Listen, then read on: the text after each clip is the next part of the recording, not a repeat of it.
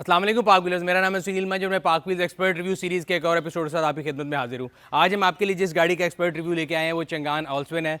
Changan ऑल्सविन master motor company ने पाकिस्तान के अंदर 2020 के दिसंबर में लॉन्च की थी। इससे पहले मास्टर ग्रुप के मैं आपको थोड़ी सी डिटेल बताता चलूँ। कई लोग इसको कन्फ्यूज़ कर देते हैं बिकॉज मास्टर ग्रुप जो है गुजरांवाला और इधर भी पाकिस्तान के कई जगहों पर मास्टर ग्रुप डिफरेंट एग्जिस्ट करते हैं। ये मास्टर ग्रुप वो है जिसने यूटोंग बसेस को पाकिस्तान में लॉन्च किया था और बड़ी इंटरेस्टिंग स्टोरी है। जब यूटोंग बस पाकिस्तान में लॉन्च हुई तो उस टाइम पे हीनो या फिर डेवो जो है वो मोटरवे पे बहुत कामयाब थी, हाईवेज़ पे कामयाब थी। लोगों का ख्याल था कि यूटोंग एक चाइनीज़ ब्रांड है और वो पाकिस्तान में नहीं चल सकेगा, बट ओवर द ईयर इन्होंने इस बात को गलत प्रूफ किया और अगर आज आप मोटरवेज़ पे या हाईवेज़ पे कहीं भी ट्रैवल करें तो आपको यूटोंग की बसेस हर जगह नज़र आती हैं। दूसरी प्रोडक्ट जो उन्होंने कंज्यूमर मार्केट में इंट्रोड्यूस कराई थी पाकिस्तान में मास्टर मोटर ने, वो कारवां था। और कारवां जो है उसका भी आप रिव्यू हमारे चैनल पर देख चुके हैं। अगर आप अभी फिर भी देखना चाहते हैं तो इस लगे हुए लिंक के ऊपर आप क्लिक करके देख सकते हैं। उसको भी अगर आप देखें तो आपने हाईवेज़ के ऊपर सुजुकी बुलान को एज ए कंपेटिटर उसने कम्पीट किया, आउट नंबर किया। और अगर आज आप हाईवेज़ पे ट्रैवल करें तो आपको बहुत ज़्यादा तादाद में चंगान कारवां नज़र आते हैं। पहली गाड़ी जो कंज्यूमर मार्केट के लिए आप कह सकते हैं जिन्होंने लॉन्च की है वो चंगान ऑल्सविन है। 2020 दिसंबर के अंदर इस गाड़ी को अनवील किया गया और एक कंपनी ने जो टैग लाइन ली थी वो बड़ी खूबसूरत थी कि ड्राइव योर ड्रीम्स। तो मैं सोच रहा था कि यार मेरा ड्रीम तो ये गाड़ी नहीं है, how can I relate to this dream, या ये किस ड्रीम की बात कर रहे हैं।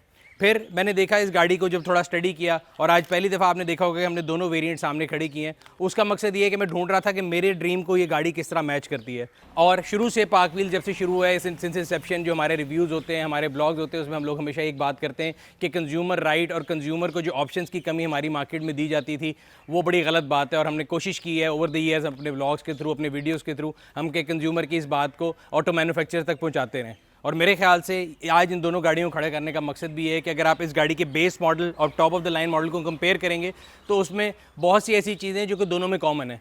पहले ये होता था कि हम किसी भी गाड़ी का रिव्यू करते थे तो वो top of the line variant का रिव्यू होता था और बाद में लोगों में मिलते थे, वो कहते थे हमने रिव्यू देखा उसमें तो इतनी चीज़ें थी गाड़ी में, और बेस वेरिएंट हमने जब जाके लिया जो हमारी जेब में आता था उसमें ये कोई भी चीज़ मौजूद नहीं थी। सो मेरे ख्याल से चंगान ने एक बहुत अच्छी बात ये कि अगर आप इन दोनों गाड़ियों को देखें जो कि आप स्क्रीन पर देख सकते हैं तो फिजिकली फ्रॉम द आउटलुक जो है वो दोनों गाड़ियाँ बिल्कुल सेम है।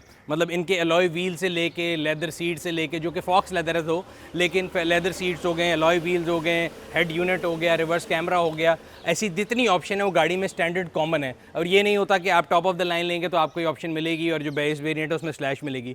सो उस लिहाज से मेरे ख्याल से एक आम आदमी का जो ड्रीम था या जो हम हमेशा बात करते हैं कंज्यूमर राइट की, उसको चंगान ने बहुत अच्छी तरीके से स्टडी किया है। और हम उम्मीद करते हैं कि इनकी आने वाली प्रोडक्ट में भी, कंज्यूमर सर्विस में भी और 3S डीलरशिप का जो नेटवर्क है उसमें भी ये हमारी एक्सपेक्टेशन जो है उसको पूरा करेंगे और यही इस गाड़ी की लॉन्ग टर्म वायबिलिटी को पाकिस्तानी मार्केट में बताएगा। आज का रिव्यू थोड़ा मुख्तलिफ होने जा रहा है। हम कोशिश करेंगे कि इस गाड़ी को हाईवे पे लेकर जाएं और आपको इसका डिटेल रिव्यू दें जिसमें इसकी फ्यूल एवरेज, इसकी रोड ग्रिप और तमाम चीज़ें आपको एक एक करके हम बताएंगे। अभी हम गाड़ी में फ्यूल डलवा रहे हैं और आज का जो रिव्यू है वो थोड़ा डिफरेंट होगा इसलिए क्योंकि मैं कोशिश हमेशा करता हूँ कि गाड़ी जो है वो ज़्यादा चला के 2,500-3 हज़ार किलोमीटर चला के फिर आपको ज़िम्मेदारी से जो है ना उसका रिव्यू दिया जाए। 1400 किलोमीटर अभी तक चल चुकी है और मेरा ख्याल है इसका जो टैंक है वो तकरीबन अभी पता लग जाए कितने लीटर का है, क्योंकि बिल्कुल खाली थी गाड़ी। 36 पॉइंट समथिंग लीटर पेट्रोल डला है और अब देखेंगे कि इसकी एवरेज क्या आती है।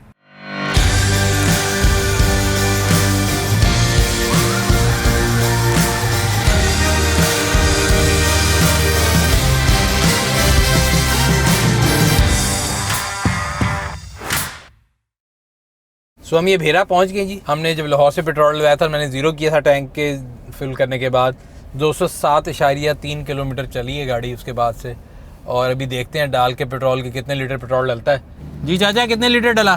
12.19। तो ये तकरीबन आ रहा है 17.00 आता है। तो मेरे ख्याल से बड़ी अच्छी एवरेज आई है, 17 की एवरेज क्रूज़ कंट्रोल के साथ दी है। रिव्यू स्टार्ट करते हैं। गाड़ी की अगर फ्रंट लुक की बात करें तो बहुत खूबसूरत लुक है। फ्रंट ग्रिल जो है वो क्रोम और पियानो ब्लैक का कम्बिनेशन है जिस तरह आजकल आने वाली तमाम मॉडर्न गाड़ियों में आ रहा है। और उसका जो बम्पर है वो भी डिफ्यूजर स्टाइल है। नीचे DRLs दिए गए हैं।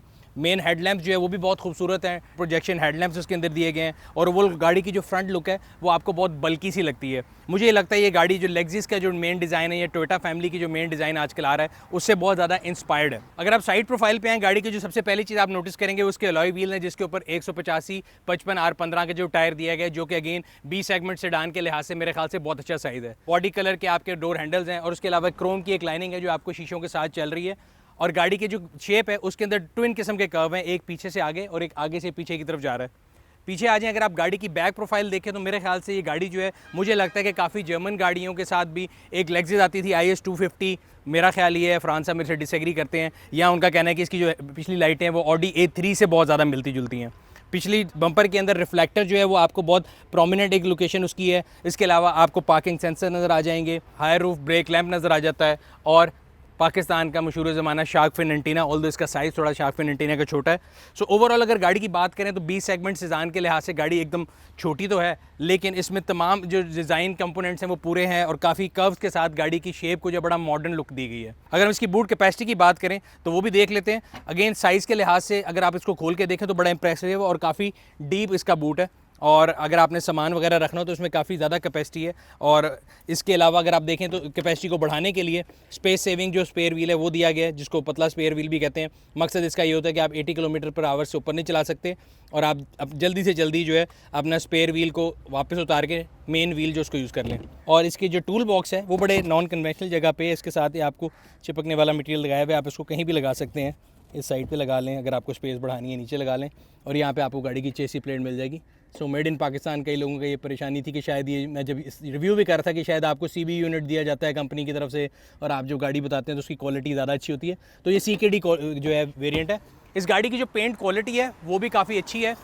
अगेन मैंने ये वेरी देखा है कि इसकी जो पेंट क्वालिटी है इस यूनिट की तो बहुत अच्छी है, लेकिन मैंने 1-2 गाड़ियाँ और भी देखी जो मैंने गाड़ी ट्राई की थी, उसके अंदर एक जो मैनुअल एडिशन वाली गाड़ी थी जो बेस वेरिएंट है, उसकी पेंट क्वालिटी जो है वो ऐसी नहीं थी। तो मुझे लगता है कि कंसिस्टेंसी के इश्यूज़ हैं। गाड़ी के इंटीरियर की तरफ चलते हैं। गाड़ी के अंदर जैक नाइफ की और गाड़ी के अंदर कीलेस एंट्री भी मौजूद है। स्मार्ट एंट्री नहीं है बट कीलेस एंट्री है।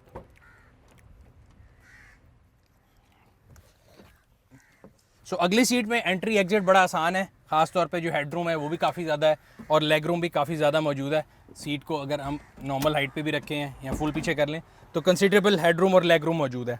पहली चीज़ जो आप गाड़ी में बैठ के फील करते हैं कि गाड़ी में बहुत ज़्यादा प्लास्टिक का इस्तेमाल किया गया है। इसका पूरा डैशबोर्ड, स्टीयरिंग व्हील के साइड पे कंसोल, सो काफ़ी ज़्यादा प्लास्टिक का इस्तेमाल किया गया है।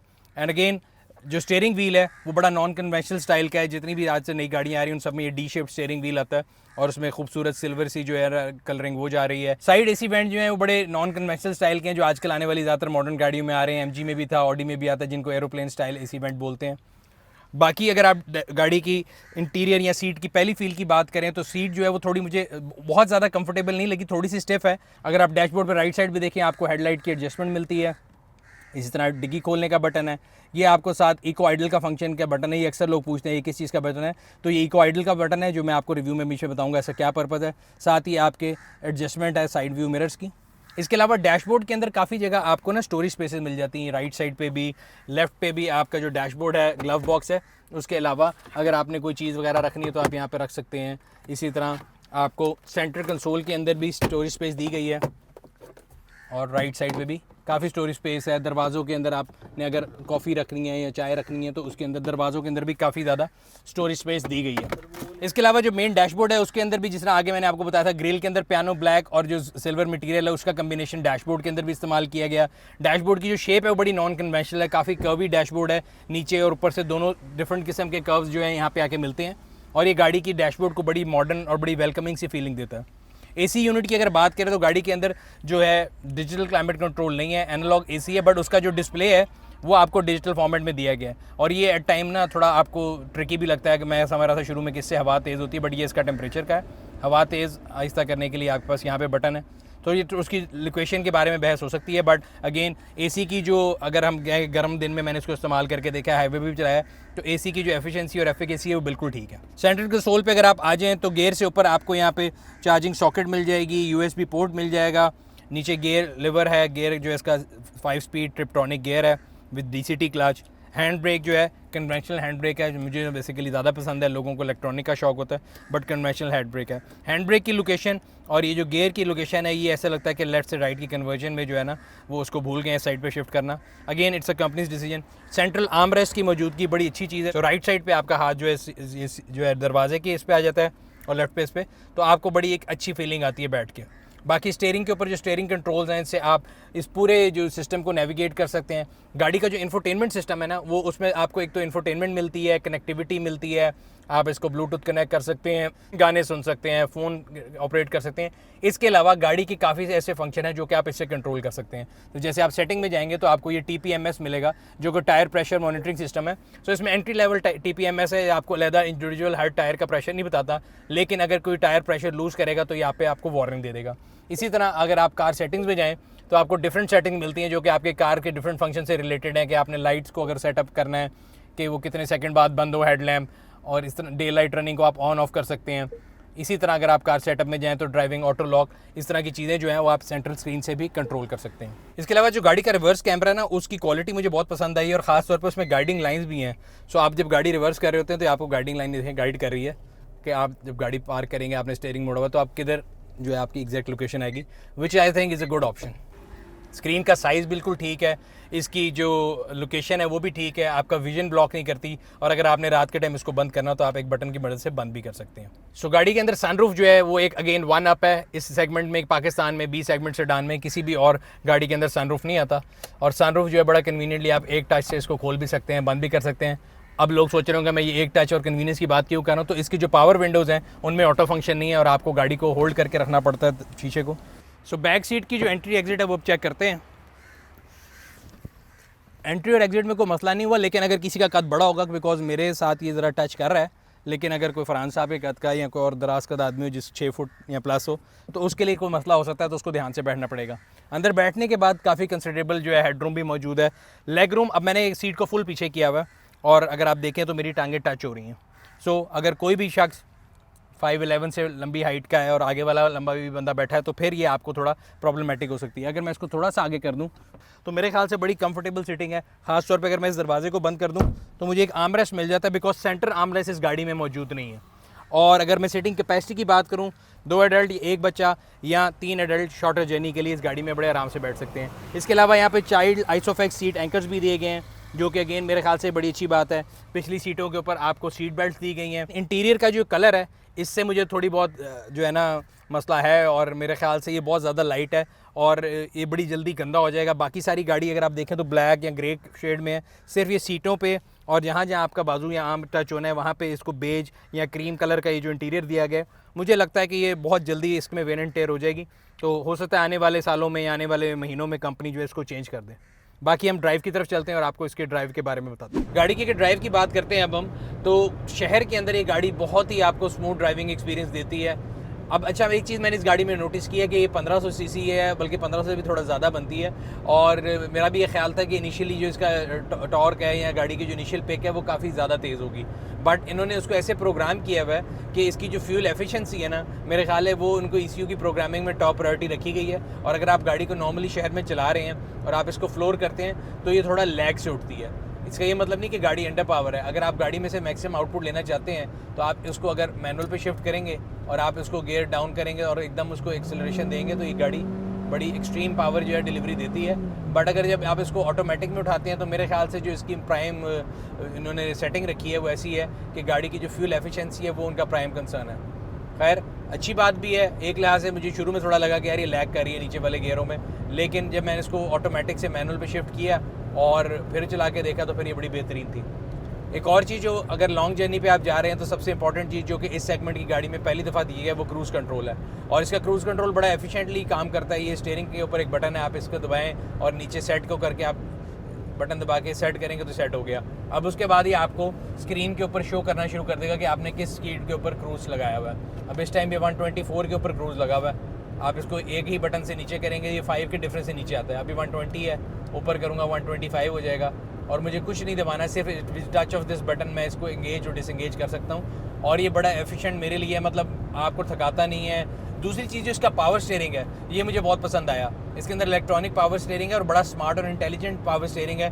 जब आप शहर में चला रहे होते हैं तो ये इतना स्मूथ है कि आप इसको एक उंगली की मदद से मोड़ सकते हैं। लेकिन इस वक्त क्योंकि मैं हाईवे के ऊपर ड्राइव कर रहा हूँ और हाई स्पीड के ऊपर हूँ तो इसकी जो है ना, आप कह सकते हैं रिस्पॉन्स जो स्टीयरिंग है वो थोड़ा इन्होंने हार्ड हो गई इस टाइम पर। अगर इसको मूव कर रहा हूँ तो ये बिल्कुल उस तरह उंगली के इशारे में मूव नहीं कर रहा, और उसके लिए मेरा ख्याल है बड़ी अच्छी बात है जो उसको आप VFC स्टीयरिंग भी बोलते हैं। तो ये आपकी स्पीड के साथ साथ अपने आप को थोड़ा एडजस्ट करता रहता है और इसका जो रिस्पॉन्स है वो हायर स्पीड के ऊपर उतना जल्दी नहीं है जितना लोअर स्पीड पे चाहिए होता है, जो कि मेरे ख्याल से एक बहुत अच्छा सेफ्टी और सिक्योरिटी फीचर है। इसके अलावा गाड़ी में 2 एयरबैग्स दिए गए हैं, गाड़ी की ब्रेक की जो परफॉर्मेंस है वो भी बहुत अच्छी है। एक और चीज़ मैं आपको बताता चलूँ कि इसके अंदर DCT क्लच है, जो कि इससे पहले पाकिस्तान में आने वाली गाड़ियों में अगर आप देखें तो वेजल में था या MG में था। कई लोगों का ख्याल होता है कि ये क्लच जो है ये बड़ा फ्रिजाइल है, तो हर टेक्नोलॉजी के फ़ायदे भी होते हैं, नुकसान भी होते हैं। DCT क्लास का फ़ायदा ये होता है कि हर टाइम पे जब आप गाड़ी किसी गियर में होती है तो दूसरा gear automatically ready to engage होता है, समझें, और विदाउट एनी लैग जो है ना वो आपको गाड़ी जो है पावर डिलीवरी मिलती है। सो आपके इवन नंबर्स के लिए एक क्लच है, ऑड गियर्स के लिए एक क्लच है, और वो हर वक्त रेडी होता है, जिसका फ़ायदा ये होता है कि आपको एफिशिएंट गियर शिफ्टिंग मिलती है, फ्यूल एवरेज अच्छी मिलती है। येस, नई टेक्नोलॉजी है, उसका आपको ख्याल करना पड़ेगा। अगर आप उसमें गलत मेंटेनेंस की ख़राब करेंगे, गलत गियर ऑयल डालेंगे, टाइम पे मेंटेनेंस नहीं करेंगे, तो yes it's bound to fail. But ये हर टेक्नोलॉजी के साथ है, उस गाड़ी के अंदर कोई मतलब ये DCT टेक्नोलॉजी के अंदर कोई मसला नहीं है। हम आहिस्ता आहिस्ता इस चीज़ को अडॉप्ट कर रहे हैं। बाकी इस गाड़ी की जो ड्राइव की हम बात करें तो मेरे ख्याल से बहुत स्मूथ है।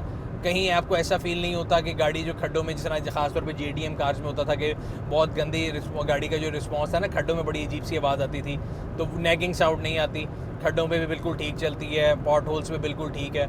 स्पीड ब्रेकर के ऊपर ग्राउंड क्लियरेंस गाड़ी की परफेक्ट है, हम आपको करके भी दिखा देंगे। लेकिन जो स्पीड ब्रेकर के ऊपर अगर आप इसको थोड़ी स्पीड से गुजारें या अगर आप किसी बम्प से गुजारें तो जो गाड़ी का जंप है वो मुझे लगता है कि थोड़ा सा जो है ना ज़्यादा है, मतलब वो बहुत ज़्यादा स्मूथ के चक्कर में, क्योंकि there is always a trade off between comfort and stability, तो वो थोड़ा मुझे ऐसा लगता है कि बहुत ज़्यादा गाड़ी एकदम उछलती है ब्रेकर के ऊपर। बाकी सड़क के ऊपर इस हम जिसको चला रहे हैं राइट नाउ भी हम हाईवे के ऊपर है, तो गाड़ी जो है सड़क के ऊपर अपनी स्टेबिलिटी बिल्कुल कायम है। उसमें कोई आपको ऐसा नहीं लगता कि यार इसमें कोई बॉडी रोल है या ये हाईवे पे अगर कोई बड़ी गाड़ी साथ से गुजरती है तो हिल जाती है, ऐसा कुछ नहीं है। मेरा जो पहला एप्रीहेंशन था वो मेरा, और आम लोगों में होता है कि यार चाइनीज़ गाड़ी होगी और बड़ी जो है ना फ्रिजाइल सी होगी, बड़ी लाइट वेट हल्की फुल्की सी गाड़ी होगी, कमज़ोर सी। सो मेरा भी इंप्रेशन ऐसे ही था। और जब मैंने इस गाड़ी को चलाया, अब तकरीबन इस टाइम पे मैं गाड़ी 1600 किलोमीटर करीब चला चुका हूँ, और आज की भी ड्राइव के बाद तकरीबन 2000 प्लस हो जाएगी ये गाड़ी। और अभी तक मुझे इस गाड़ी की ड्राइविंग में कहीं ऐसे फील नहीं हुआ कि गाड़ी जो है वो आपका साथ छोड़ रही है। सड़क पे इसकी ग्रिप भी बड़ी बेहतरीन है, और मनूवरिंग के लिए अगर आप इसमें लेन चेंज कर रहे हैं या कहीं आप साइड चेंज भी करते हैं तो आपको कहीं ऐसा फील नहीं होता कि गाड़ी कहीं से आपके नीचे से निकल रही है। मेरा ख्याल है इसमें गाड़ी के टायर्स का भी हिस्सा, बिकॉज टायर भी इसमें 185 का है, अलॉय व्हील्स भी हैं। 1 अप इन्होंने किया कंपटीशन से। मेरा नहीं ख्याल कि अभी तक पाकिस्तान की मार्केट में B सेगमेंट में कभी भी सनरूफ की ऑप्शन दी गई थी। सो 2-3 चीज़ें जिससे मुझे गाड़ी की एतराज़ है वो भी मैं आपको बताता चलता हूँ कि जिसके स्टीयरिंग कंट्रोल के बटन है वो बहुत बेहतरीन है। आपने ऑडियो कंट्रोल करना है, आपने क्रूज़ कंट्रोल लगाना है, हर तरीके से ये बटन बेहतरीन है। लेकिन रात के टाइम ये तकरीबन समझे कि ब्लाइंड है। आप रात को जब गाड़ी में बैठेंगे तो सवाए आपके जो स्विचेज़ हैं जो कि पावर विंडोज़ के हैं, इसके अलावा आपको जो है, और ये सेंटर कंसोल के अलावा स्टीयरिंग में आपको कोई लाइट जो है वो फील नहीं होगी, और आप गाड़ी चलाते हुए बिल्कुल एक ब्लाइंड कॉल ले रहे होते हैं कि जी आपने अगर आवाज़ नीचे करनी है, ट्रैक आगे करना है, मोड चेंज करने हैं, क्रूज़ ऑपरेट करना है, इन सब स्विचेज़ में मेरे ख्याल से अगर लाइट होती तो काफ़ी बेहतर हो सकता था यूज़र का एक्सपीरियंस। और ये मैंने खुद फील किया कि मुझे रात के टाइम ये गाड़ी बिल्कुल ऐसे लगता है कि जैसे ब्लाइंड हो गई है। अगर हम गाड़ी की फिगर्स की बात करें तो इसका 105 जो है हॉर्स पावर है ये गाड़ी। इसके अलावा मैं आपको बताता चलूँ कि पाकिस्तान के अंदर पहली गाड़ी है जो कि यूरो 5 स्टैंडर्ड से कंप्लाइंट है, और इसके अंदर NVH स्टैंडर्ड जो है वो भी फुलफिल किया जाता है, जिसकी हम बेसिकली मकसद ये होता है कि गाड़ी के अंदर जो है ना आपका शोर, इंजन का जो व्हीकल की हार्शनेस और नॉइज़ है ना उसको रिड्यूस किया गया है। बाकी मैं गाड़ी की जो अगर इनिशियल पिक की बात करें, जो इसका टॉर्क का फिगर है और इसके जो हॉर्स पावर है वो मेरे जेहन में जब था, और मैं इस गाड़ी में जब पहली बारी बैठा और मैंने इसको ड्राइव किया शहर में, तो मुझे ये लगा कि यार ये ऑटो में इसको मोड में जब चलाता हूँ तो इसका रिस्पॉन्स वो नहीं होता जो होना चाहिए। अब मैं थोड़ा परेशान था, मैंने कहा शायद ये अंडर पावर है या क्या, लेकिन फिर टाइम मैंने फिर इसको चला के देखा तो मैंने ये फील किया कि इसका जो ECU है उसको ऐसे प्रोग्राम किया गया है कि इसमें आपकी फ्यूल इकॉनमी जो है ना वो प्राइम टारगेट है। वो 2 चीज़ों से मैंने देखा है। एक तो इसमें इको आइडल का फंक्शन दिया गया है जो कि अगेन पाकिस्तान के अंदर प्रोड्यूस मेरा ख्याल है किसी गाड़ी के अंदर पहले नहीं दिया गया। इको आइडल करता क्या है कि आप अगर सिग्नल पे खड़े हैं गाड़ी पे और आपने इको आइडल एक्टिव किया हुआ है तो गाड़ी इंजन पावर खुद ही कट ऑफ कर देगा। जब आप दोबारा गाड़ी के ऊपर रेस देंगे तो दोबारा इंजन स्टार्ट होगा और आप चल पड़ेंगे। उससे होता ये है कि आपको इको आइडल की वजह से फ्यूल एवरेज जो है वो अच्छी मिलती है। दूसरी चीज़, जब मैंने आपको बताया कि आप इसको इनिशियली ऑटो पे चलाते हैं तो आपको लगता है कि ये गाड़ी बड़ा स्लो पिक कर रही है और इसका रिस्पांस शायद उतना तेज़ नहीं है नीचे वाले गियरों में जितना होना चाहिए। सो मैंने जब इसको मैनुअल पे करके देखा तो मैंने देखा कि जब आप इसको ऑटो पे उठा रहे होते तो ये बड़े हाई गियर्स पे आपको लेके जाती है ताकि इसकी फ्यूल एवरेज अच्छी आए। सो अगर किसी ने भी इसकी मैक्सिमम आउटपुट लेनी है या किसी को भगाने का शौक है तो आप इसको मैनुअल मोड पे करें और गाड़ी आपको इंस्टेंट जो है ना थ्रॉटल पे रिस्पॉन्स देगी। गाड़ी का जो इंफोटेनमेंट सिस्टम है ना, इसकी जो स्क्रीन है ये बड़ी अच्छी तरीके से जो प्लेस की गई है, ना तो ये आपके विजन को ब्लॉक करती है और आपको जो है ना बड़ी एक आपकी आर्म लेंथ के ऊपर मौजूद है। अगर आपने इसको टच स्क्रीन को यूज़ करना है तो आपको कहीं हिलना नहीं पड़ता, आप स्टीयरिंग व्हील के ऊपर बैठे हुए विदाउट एनी डिस्कम्फर्ट इसको जो है यूज़ भी कर सकते हैं, नेविगेट भी कर सकते हैं। फिर इसके अलावा जो आपका मेन मीटर है उसके अंदर आपको तमाम नेसेसरी इन्फॉर्मेशन प्रोवाइड की जाती है। जैसे राइट साइड पे आपके पास गियर इंडिकेटर आ रहा है, अगर आप ऑटो मोड में हैं तो इसमें ड्राइव लिखा आता है, अगर आप इसको मैनुअल में ले जाते हैं तो आपको गियर बताता है। उसके साथ आपको गाड़ी पूरी बनी हुई नज़र आती है जिसमें इसका डिग्गी, बोनेट, दरवाजे, जौन सी भी चीज़ खुली होगी वो आपको इंडिकेट कर देगा। नीचे आपका ट्रिप और ओडोमीटर है, राइट पे डिजिटल आपकी फ्यूल गेज आ गई। लेफ्ट साइड पे जब मैं आता हूँ तो यहाँ पे एक और जो मुझे गाड़ी में थोड़ी क्योंकि मैं थोड़ा ओल्ड स्कूल आदमी हूँ, मुझे अजीब से लगी, जो इसका RPM मीटर है वो डिजिटल है। अब मुझे लगता है कि एक आम पुराने ज़माने का आदमी ओल्ड स्कूल होने की वजह से जब आप गाड़ी चलाते हैं तो गाड़ी की स्पीड की सुई और RPM की जो सुई होती है ना, उन दोनों का आपस में एक रिलेशन है। और मुझे लगता है कि मुझे ड्राइविंग में ना एक थ्रिल जो मिल रही होती है आपको यहाँ गाड़ी चलाते हुए भी, जो RPM मीटर की जो सुई है ना उसकी देखने की बहुत ज़्यादा आदत है। और एक जो कहते हैं ना एक फील जो आती है गाड़ी की आपको कि जी वो RPM मीटर से आती है, तो वो इस गाड़ी में नहीं आती। अगेन एक नई जिद्दत वाली चीज़ है, आहिस्ता आहिस्ता इसकी भी आदत हो जाएगी। सो ये डिजिटल RPM इसमें गेज दी गई है। उसके नीचे आपको अगर आपने क्रूज़ लगाया है तो वो क्रूज़ की स्पीड बता रहेगा, अगर आपने क्रूज़ नहीं लगाया हुआ तो वो आप इसके अलावा इसमें डिस्टेंस टू एंड बताएगा आपको मीटर में। आपको अभी एवरेज बता रहा है कि पूरे ट्रिप की आपकी एवरेज क्या है। सो दिस इज़ 6.2 लीटर पर 100 किलोमीटर। आप 100 को डिवाइड करेंगे 6.2 से तो आपकी एवरेज आ जाएगी, जो मेरा ख्याल है इस केस में तकरीबन 15-16 के करीब बन रही है जो इस टाइम ये एवरेज दे रही है। ये ऑप्शन जो है ये top of the line variant में। मैं आपको चलिए साथ साथ बताता चलता हूँ, मैंने बेस वेरिएंट जो है उसको भी ट्राई किया। बेस वेरिएंट जो है मैनुअल है, उसके बाद जो है आपके पास कंफर्ट वेरिएंट आता है जो उसमें सनरूफ नहीं है बट वो 1.5 वेरिएंट है। एंड देन लूमियर जो ये टॉप ऑफ द लाइन है ये 1.5 जो है इसमें सनरूफ भी दी गई है और ये तमाम ऑप्शन है।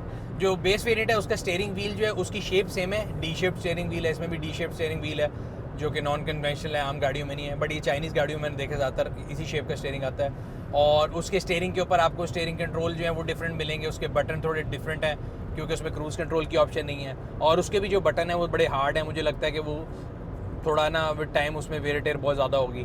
प्लस रात को उसमें भी बड़ा अंधेरा है। उसमें एक चीज़ जो मुझे बड़ी सरप्राइज़ की थी कि उसमें गियर एडवाइज़र था। अगर आप गाड़ी चला रहे हैं वो आपकी ड्राइविंग हैबिट के मुताबिक आपको एडवाइस करता था कि आप शिफ्ट कर लें, आप शिफ्ट या डाउन शिफ्ट दोनों में आपको एडवाइस करता था, जो बिल्कुल बेस वेरिएंट है।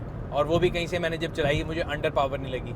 सरप्राइजिंगली उसका जो फ्यूल कंजम्पशन फिगर है वो मेरे कैलकुलेशन के मुताबिक इस गाड़ी की फ्यूल कंजम्पशन से बुरे हैं। बुरे मतलब इस सेंस में आम हमारे यहाँ पे लोगों का कॉन्सेप्ट होता है कि 1300 सीसी गाड़ी की फ्यूल एवरेज ज़्यादा अच्छी होगी, 1500 की बुरी होगी। सो इसकी फ्यूल एवरेज उससे बेहतर है। ओवरऑल अगर मैं बात करूँ इस गाड़ी की, सो मेरे ख्याल से this car is a very good addition to the consumer market in Pakistan, in a sense के पाकिस्तान में B सेगमेंट के अंदर इससे पहले इतनी ऑप्शन वाली गाड़ी नहीं थी। और अगर आप इसको प्राइस वाइज भी कंपेयर करें तो इसकी जो प्राइस है एक्सपेक्टिव वो 2589 है, जो कि तकरीबन करीब है बेस वेरिएंट होंडा सिटी के, या अगर आप बात करें तो जो टोयोटा की यारिस है उसके जो तकरीबन ऑटोमेटिक का 1.3 का जो वेरिएंट आता है उसके करीब है। और अगर हम ऑप्शंस की बात करें तो इनके अंदर ऑप्शन अगर हम कंपेयर करें यारिस वर्सेस सिटी वर्सेस एल्सविन तो एक दो ऑप्शन ऊपर नीचे हो सकती हैं, लेकिन को बहुत ज़्यादा डिफरेंस नहीं है, लेकिन प्राइस का डिफरेंस जो है वो बहुत ज़्यादा है। सो यारिस 1.5 ATF-X देखें या सिटी की जो 1.5 एस्पायर आती है उसके साथ अगर हम कंपीट करें तो मेरा नहीं ख्याल कि उनसे कोई बहुत पीछे है। और ऑप्शन में sunroof is one big plus जो कि दोनों कंपैरेटर्स जो है इसके वो नहीं देते। बाकी लॉन्ग टर्म में पाकिस्तान में मैं हमेशा ही बताता हूँ कि जब नई आती है प्रोडक्ट, कोई भी गाड़ी आती है तो उसकी जो है ना 3 चीज़ें बड़ी इंपॉर्टेंट है, sale, service and spare parts. Sale के अंदर तो ये गाड़ी अब हमें सड़कों पे नज़र आना शुरू हो गई है। स्पेयर पार्ट्स की अवेलेबिलिटी जो है वो भी सुना है कि आहिस्ता आना शुरू हो रही है, बट अगेन ये अभी 1 साल 1.5 साल 2 साल आने वालों में पता लगेगा कि इसकी स्पेयर पार्ट्स की प्राइस कैसी है और इनकी जो 3S डीलरशिप्स हैं उनका सर्विस नेटवर्क कैसा है और वो कंज्यूमर को कैसा जो है बैकअप प्रोवाइड करते हैं। बाकी ओवरऑल गाड़ी के मैंने आपको बता दी है कि जो मुझे लगा है दो तीन चीज़ें जो कि मुझे तंग करती थी, बट ऑल इन मेरे ख्याल से चंगान एल्सविन जो है पाकिस्तानी कंज्यूमर मार्केट के अंदर एक बड़ा अच्छा एडिशन है और ये जो है कंज्यूमर के लिए एक अच्छी चॉइस है क्योंकि एक अफोर्डेबल प्राइस के अंदर वो तमाम ऑप्शन जो कि पाकिस्तानी मार्केट में काफ़ी अरसे से लग्जरी के नाम पे लोगों को दी जाती थी वो इस गाड़ी के अंदर जो है स्टैंडर्ड दी गई हैं। मैं उम्मीद करता हूँ कि जिस तरह मार्केट के अंदर इस प्रोडक्ट को इंट्रोड्यूस कराया गया है और कंज्यूमर रिसर्च को जो है जहन में रखा गया है, उसी तरह कंज्यूमर की जो सर्विस है उसको भी चंगान जो है वो एट पार लेकर आएगा और आने वाले सालों के अंदर आपको पाकिस्तानी मार्केट के अंदर इनकी और प्रोडक्ट ज़रूर मिलेगी। अब हम 0 to 100 जो है इसका करते हैं ऑटो मोड के अंदर और आपको बताते हैं क्या फिगर आते हैं।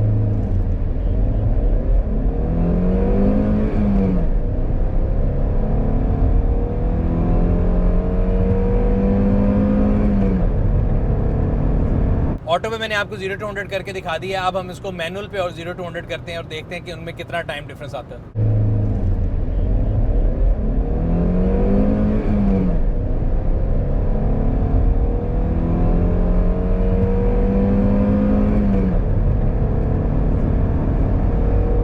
ये था आज का रिव्यू। उम्मीद करते हैं आपको पसंद आया होगा। कमेंट सेक्शन में अपने राय से आगाह करते रहा करें। अगर अभी तक आपने हमारे यूट्यूब चैनल को सब्सक्राइब नहीं किया, सब्सक्राइब करें, बेल आइकॉन पे क्लिक करें ताकि आपको आने वाली वीडियो के बारे में नोटिफिकेशन मिलता रहे। और जिस तरह चंगान कहता है ड्राइव योर ड्रीम, सो मेरा एक ड्रीम ये था कि मैं पाकिस्तान के नॉर्दर्न एरियाज़ में जो है एक कन्वर्टेबल गाड़ी जो है वो लेके जो है सफ़र करूँ। तो आज मैं इस रिव्यू को शूट करने के बाद वो ड्रीम पूरा करने जा रहा हूँ। आप लोग रिव्यू देखें और मैं अपने ड्रीम को पूरा करता हूँ। आपसे अगले रिव्यू में फिर मुलाकात होगी। तब तक अपना और अपने गिरदन वाले लोगों का ख्याल रखिएगा। शुक्रिया।